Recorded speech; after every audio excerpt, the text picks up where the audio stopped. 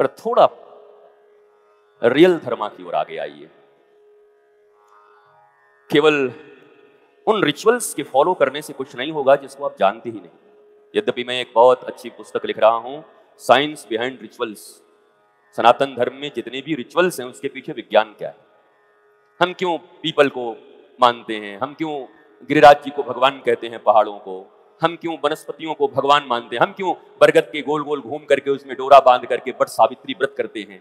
इन सब के पीछे विज्ञान क्या है हमारे बच्चे नहीं जानते, इसलिए कहते क्या मम्मी ये क्या रूढ़िवादिता तुम करती रहती हो। जब वो साइंस को समझेंगे तो बोलेंगे वाह हम तो इतना ही साइंस जानते हैं, पर हमारे ऋषि इतने साइंटिस्ट थे जो हजारों वर्ष से विज्ञान को समझते थे, जीवन को समझते थे। आज पूरी दुनिया में बिस्लरी की बोतल ले लेके सेमिनार कर रहे हैं लोग, save tiger, save trees, save soil, सब बचाओ, ये बचाओ, ये बचाओ, कुछ बच नहीं रहा है उन लोगों से। पर एक हमारा सनातन धर्म है जहां बचपन से बच्चों को सिखाया जाता क्या, नदियां हमारी मां हैं, वन में देवी रहती हैं, जंगल देवी हैं, पहाड़ गिरिराज जी और कामदगिरी हैं, एक एक पशु पक्षी, यहां तक गीध तक को भी गीधराज जटायु हैं। इस दुनिया में जितने पशु पक्षी प्रकृति की जितनी चीजें थी सबको हमने भगवान से जोड़ा था और बचपन से ही बच्चा उनको प्रणाम करता था। पर अब मैक्योले के युग में जंगल हमने काटे और बिस्लेरी और एसी चला के कह रहे हैं सेव ट्रीज, सेव फॉरेस्ट। तुम क्या खाक बचाओगे फॉरेस्ट? जब बच्चों के भीतर ही संस्कृति थी वन देवी हैं, वन को प्रणाम करना, काटना नहीं है। हम बचपन से हमने सीखा कि जब कभी कोई फल भी तोड़ना होता था पके हुए फल को, तो वृक्ष को प्रणाम करते थे, उनसे आज्ञा लेते थे और तब तोड़ते थे। हमारी इतनी संवेदनशीलता थी वृक्षों के प्रति। हमने वृक्षों को केवल फर्नीचर समझ लिया, सोफा समझ लिया कि वृक्ष नहीं हमारा फर्नीचर है, वृक्ष नहीं ये जीता जागता हमारे पैसे का खजाना है। ये जो माताएं बहुत पूजा करती हैं ना, मेरे प्यारे बच्चों, जो तुम नौजवान और हंसते हो इनके ऊपर, इनकी एक एक पूजा के पीछे क्या विज्ञान है। बस 2 महीने और रुको, पूरी दुनिया में यह पुस्तक आएगी तो तुम्हारी आंखें खुल जाएंगी कि तुम्हारी दादी कितनी बड़ी साइंटिस्ट थी, तुम्हारी नानी कितनी बड़ी साइंटिस्ट थी, और तुम्हारी माँ और तुम्हारे पिता जो ये रिचुअल्स को फॉलो करते हैं वो वास्तव में कितने बड़े वैज्ञानिक हैं, तुम्हारे जीवन को आनंदमय बनाने के लिए करते हैं। धर्म की रक्षा ऐसे नहीं होगी, और धर्म कोई मिटा नहीं जा रहा है तुम्हारे बिना। तुम अपनी रक्षा कर लो, ये बहुत बड़ी बात है। धर्म रक्षा करने जा रहे, धर्म रक्षति रक्षिता, धर्म की जो रक्षा करेगा धर्म उसकी भी रक्षा कर देगा, नहीं करोगे तुम्हारा भी नाश कर देगा। अब तुमको अगर बचने का शौक हो तो धर्म रक्षा करना, नहीं तो धर्म बेचारा दुबला नहीं हो रहा है तुम्हारे बिना। कितने लोगों समाज सेवा का भूत चढ़ा हुआ है। आई एम सोशल एक्टिविस्ट, मैं सोशल सर्विस करता हूं, और घर में बोला डिप्रेशन की दवा खा रहा हूं। काय को कर रहे हो ऐसी सोशल सर्विस? बाहर सोशल सर्विस और घर में डिप्रेशन की दवा। मैं क्या हूं? मैं बहुत बड़ा सामाजिक कार्य करता हूं, और महाराज जी बेटा हमारा बात नहीं सुनता, कुछ करिए तो। समाज के कार्यकर्ता बन गए, परिवार के नहीं बन पाए। सनातन संस्कृति ने कहा था वसुधैव कुटुंबकम, जो अपने कुटुंब को ही पूरी वसुधा मान करके उसको संस्कारित कर दे, सनातन धर्म के संस्कार में उसको ला दे, वास्तव में वही वसुधैव कुटुंबकम की बात कर सकता है। घर के कुटुंब में तो सनातन दे नहीं पाए, दुनिया में सनातन बांटने को।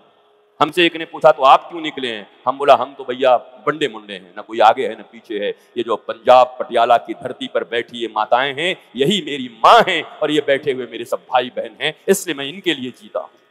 और मुझे आह्लाद है कि मैं इस देश का वासी हूं। माँ भारती ने मुझे अपने गोद में रखा है, इस मिट्टी ने मुझे रखा है, इस मिट्टी में मैं जी रहा हूं। तो इस मिट्टी का कर्ज एक एक क्षण, एक एक पल, लहू के एक एक कतरे से इस मिट्टी का, अपनी मां का कर्ज चुका रहा हूं। इसलिए आपको भी यही कह रहा हूं, अपने परिवार और अपने बच्चों में संस्कार दो।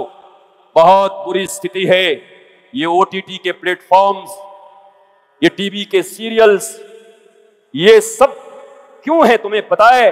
भारत का कोहिनूर छिन गया, भारत के टुकड़े कर दिए लोगों ने, भारत के 85,000 धर्म ग्रंथ बख्तियार खिलजी ने जला दिए नालंदा और तक्षशिला विश्वविद्यालय में। लेकिन उसके बाद भी भारत मिटता नहीं था। तब इन लोगों ने सोचा कि भारत तब तक नहीं मिटेगा जब तक भारत में परिवार के भीतर संस्कार है, तब तक भारत को नहीं मिटाया जा सकता। इसलिए इन लोगों ने अश्लीलता फैला करके, तुम जो सीरियल्स देखते हो, क्या किसी घर में ऐसी बात देखते हो? क्यों देखते हो ऐसे सीरियल्स? जहां एक बहू बोलते हैं इससे भी संबंध उससे भी संबंध। क्या आपने देखा है किसी ऐसे को? ये उनकी संस्कृति होगी, उनका कल्चर होगा। हमारे यहां तो माता की तरह है हमारी माँ, हमारी बेटियां। तुम क्यों देखते? उनसे लड़ रहे, उनसे झगड़ रहे, उसका उससे संबंध है। ये धीरे धीरे जहर भारतीयों के नस में घोला जा रहा है, क्योंकि तुम्हारे परिवार और संस्कार के कारण ही तुम आज तक बचे हुए हो। धन तो तुमसे ज्यादा अमेरिका के पास है, विकसित तो तुमसे ज्यादा जापान भी हो गया है, और वो हुए भी इसीलिए हैं क्योंकि उन्होंने अपनी संस्कृति, अपनी लिपि और अपनी भाषा का समर्थन किया, उसके प्रति वो डेडिकेटेड रहे। पर हम 7 देशों से 9 देशों में बोले जाने वाली भाषा केवल अंग्रेजी, उसको ग्लोबल लैंग्वेज घोषित कर दिया। अंग्रेजी का मैं विरोधी नहीं हूं, क्योंकि मैंने कहा मैं तो अंग्रेजी का ट्यूशन तुमको पढ़ाऊंगा, पर जरा सोचो, इंग्लैंड में जन्म लेने वाला कोई बच्चा अगर हिंदी न बोले, पंजाबी न बोले, तो वो शर्म का विषय नहीं होता, क्योंकि उसका मदर टंग क्या है? इंग्लिश है। वो कैसे बोलते हैं अंग्रेज लोग? हे मैन, क्या खाता है, क्या करता है, कहां जाता है, हम आता है, क्योंकि वो शुद्ध हिंदी नहीं बोल सकते, उनका मदर टंग इंग्लिश है। इंग्लैंड की धरती पर पैदा हुआ कोई बच्चा अगर हिंदी और पंजाबी न बोले तो यह शर्म का विषय नहीं माना जाता, बल्कि इंग्लिश बोलना उसको ना आए तो यह शर्म का विषय हो जाएगा। वैसे ही भारत की धरती पर और पंजाब की धरती पर जन्म लिए लोगों को अगर इंग्लिश बोलने नहीं आता तो यह शर्म का विषय नहीं है, बल्कि हिंदी और पंजाबी बोलने ना आए तो यह शर्म का विषय हो सकता है। अपनी भाषा का सम्मान करिए, ये हमारी भाषा है, इस भाषा का सम्मान करो। ये 2 टके की इंग्लिश को बोल बोल के, और जेंटलमैन की परिभाषा इंग्लिश बोलना, टाई कोट लगा करके घूस ले, गरीबों का खून पी जाओ, फिर भी जेंटलमैन। और जो धोती और कुर्ता पहन करके खेती करे, मजदूरी करे, अपने बच्चों का पेट पाले, तुम्हें पढ़ाए, उसको तुम गंवार कहते हो अपने माता पिता और दादा को। और टाई पैंट कोई लगा के आ गया तो उसको कहते हो जेंटलमैन है, क्योंकि यही पढ़ाई गई है किताबों में। Gentle, G for gentleman. उसमें क्या है? एक हैट, कोट पैंट और टाई। टाई का निर्माण साइबेरियन कंट्री में क्यों हुआ था? ध्यान से सुनो। साइबेरियन कंट्री में टाई का निर्माण इसलिए हुआ था, रुमाल बार बार नहीं बदल पाते थे लोग, नाक पोंछना पड़ता था, तो टाई बांध के रखे थे, बीच बीच में उसी से नाक पोंछते थे, और भारत में उसको लगा के जेंटलमैन समझते। तुम्हारी बुद्धि कहां गई भारतीयों? कहां गए? बोलो ना।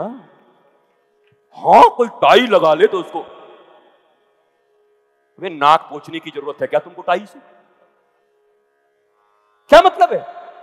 तुम पहनते हो, इसमें बुराई नहीं, पर तुम केवल टाई पहनने के कारण जेंटलमैन हो, ये बड़ी खतरनाक बात।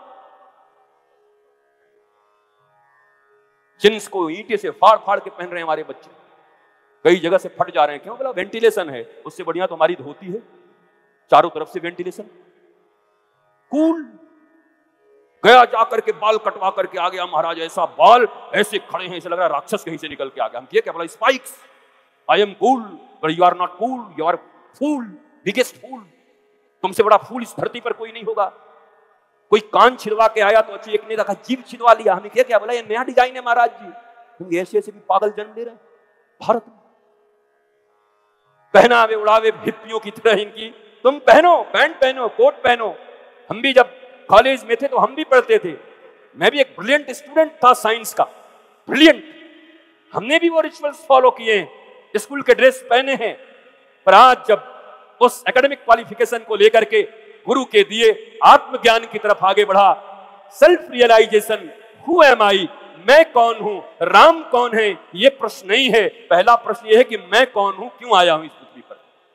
जिसको खुद का पता नहीं, वो राम का पता कैसे करेगा? चले राम का पता करने। वाल्मीकि रामायण में एक बड़ी प्यारी सी बात है। हनुमान जी रावण के दरबार में प्रस्तुत किए जाते हैं। रावण बड़ा एजुकेटेड है, लिटरेट पर्सन है। उसने कहा, कहते कपे, उस समय की इंग्लिश वही थी, संस्कृत। ए बंदर, कौन है तू?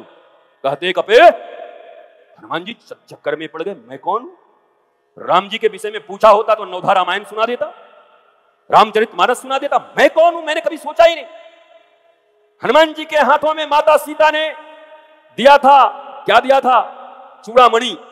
उधर से मुद्रिका लाए थे और इधर से चूड़ामणि मिली थी। चूड़ामणि में माता जानकी प्रकट होती हैं और हनुमान जी पूछते हैं, मां मैं क्या जवाब दूं? माता ने कहा, जवाब दे नहीं, प्रभु की बदनामी हो जाएगी, तुम रामदूत बन करके आए हो। रावण कहेगा कि राम जी के जितने भी दूत हैं सब अनपढ़ हैं, गंवार हैं, जवाब दे। मैं क्या दूं जवाब? जानकी जी ने कहा मुझे गुरु बना, फिर मैं जवाब दे दूंगी। हनुमान जी ने जानकी जी को गुरु बनाया और जानकी माता ने, माता लोग आप लोग खुश हो जाओ, हनुमान जी की गुरु सीता जी हैं, जानकी जी हैं, नारी शक्ति, विद्यावान गुणी अति चातुर, राम काज करिबे को आतुर, ज्ञानी नाम अग्रगण्यम सकल गुण निधानम, वानराणाम अधीशम, रघुपति प्रिय भक्तम, वातात्मजं नमामि, मनोज्वम मारुत्य तुल्य वेगम, जितेन्द्रियम बुद्धिमताम वरिष्ठम। ये सब जितने भी गुण हैं हनुमान जी के, वो सब क्यों हैं? कहा वो गुरु परंपरा में विश्वास रखते हैं। माता सीता को गुरु बना करके पूछा, तब माता ने उनके कानों में कुछ कहा, और जब पूछा अब रावण ने कहते कपे कौन है तो हनुमान जी ने कहा दासो हम कौशलेंद्रश्च, मेरा एक ही परिचय है, मैं दास हूं भगवान श्री रामचंद्र कौशलेंद्र का। रावण भी बड़ा साइकोलॉजिकल वार करने वाला आदमी था, विद्वान था। उसने कहा अच्छा ये अपने आप को नौकर घोषित कर दिया, तो साइकोलॉजिकली वार किया। आप किसी कर्मचारी को कह दो जो छोटे बाबू हैं उनको बड़ा बाबू कह दो, तो ऐसे ही काम कर देते हैं कि कोई तो बड़ा बाबू बोला, बड़ी उनको अच्छी महसूस होती है। किसी व्यक्ति का जो पद नहीं है उससे ऊंचा पद कह दो, कार्य करता है और कहे वाह नेताजी आप तो पूरा देश संभाल रहे हैं, आपको जरूर 4 रसगुल्ला खिला देगा। वाह कोई तो बोला नेताजी, नहीं तो हम तड़प गए थे नेताजी सुनने के लिए। कंपाउंडर है, कुछ नहीं जानता, कहे वाह डॉक्टर साहब, डॉक्टर साहब भी उतना नहीं जानते जितना आप जानते हैं, फ्री में इंजेक्शन लगा देगा, कि कोई तो डॉक्टर बोला। हर आदमी अपने अहंकार की पुष्टि चाहता है, किसी को धर्म नहीं चाहिए। आप देखते नहीं धार्मिक मंचों पर भी लोग सम्मान के लिए आते हैं, 500 रुपए के नोट लगा के ऐसे ऐसे भागवत के सामने करते हैं। भागवत जो प्रत्यक्ष कृष्ण हैं उनके सामने 500 का नोट लगा के ऐसे ऐसे करते हैं 1000 के, इनको लज्जा भी नहीं आती। सुदामा जब गए द्वारिका में और जाकर के कई दिन रह करके वापस आने लगे, आते समय भगवान श्री कृष्ण ने कहा भैया पीतांबर खोल दे, जो कुछ दिया है वो दे दो और ऐसे ही जाओ अपनी लंगोटी पहन के। सुदामा ने कहा यार सेवा तो बहुत किया लेकिन देने लेने में कमजोर आदमी लगता है, कुछ दिया नहीं ठीक से, बताओ महाराज दे देता तो क्या बिगड़ता, द्वारिकाधीश है। बाहर निकले और बाहर निकले तो पूरी द्वारिका की जनता आ गई सुदामा के चरणों में गिरकर और कही जय हो संत की, जय हो महंत की, जय हो गुरुदेव भगवान। इस द्वारिका में रोज ऐसे लोग आते हैं संत जो लंगोटी पहन के आते हैं और द्वारिका से गाड़ियों को गाड़ियां भर करके यहां से धन दौलत द्वारिकाधीश देते ले जाते हैं। तुम पहले ऐसे अलबेले महात्मा हो जो लंगोटी पहन के आए, द्वारिकाधीश से मिलके उसी लंगोटी को पहन के वापस जा रहे हो। सुदामा रोने लगे, वाह वाह वाह कृष्ण, अगर कुछ दे दिया होता तो क्या ये सम्मान मुझे मिलता आज। भगवान के द्वार पर और गुरु के द्वार पर सम्मान मत खोजना, प्रतिष्ठा मत खोजना, प्रतिष्ठा सूकरी विष्ठा है।